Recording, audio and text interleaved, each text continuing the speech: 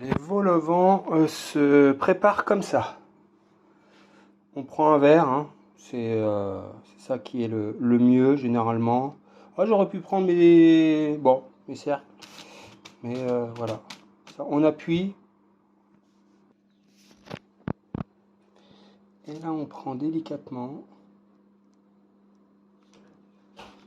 Voilà. Alors je vais faire ça pour toute la pâte et la deuxième. Je vous reviens juste après. Alors là j'ai étalé toute ma première partie de vol au vent.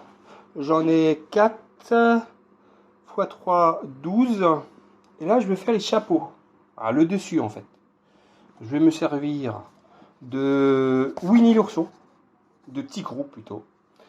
Alors, utilise bien des ustensiles courants que nous avons vraiment à la maison. Tout le monde a des enfants. Ouais, bon, désolé si tu n'as pas d'enfants. Je suis désolé pour toi. Ou ils sont grands, bah tant mieux pour toi. T'as pu à te lever la nuit, forcément. Moi j'ai des enfants, j'en ai 4. La dernière elle est petite, alors j'ai encore des Winnie l'ourson. Je ne vais pas m'étendre sur le sujet. C'est pas le thème de la vidéo, comment faire grandir nos enfants.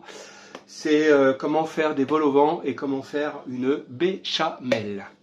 Alors, je vais prendre le derrière du gobelet pour avoir un petit peu plus petit pour pouvoir faire le chapeau. Ok. Bon.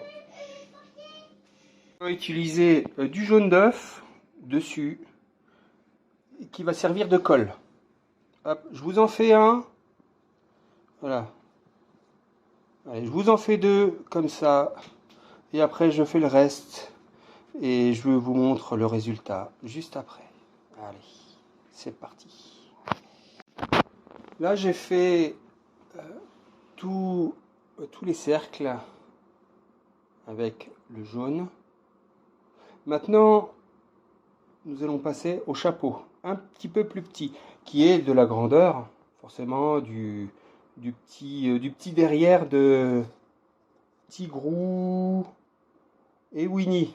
Voilà, bon, il est délavé un peu, mais c'est pas grave. Il est propre. Allez, je vous montre un, parce que là, ça a servi de colle. Là, on va le mettre dessus. On essaye de le centrer comme il faut.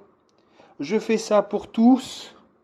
Et ensuite, on va repasser un coup de jaune d'œuf sur le chapeau. Allez, c'est parti. Maintenant que nous avons fait tous les petits chapeaux, voilà, tout ça, voilà, on va leur passer un petit coup de jaune d'œuf. Voilà. Tac. Juste un petit peu. Là, on peut badigeonner même partout pour que ça soit bien uniforme. Voilà. Que ça soit bien collé. Comme ça, ça va monter. Normalement, ça monte. Hein. Le gars, il n'est pas sûr du tout de ce qu'il fait.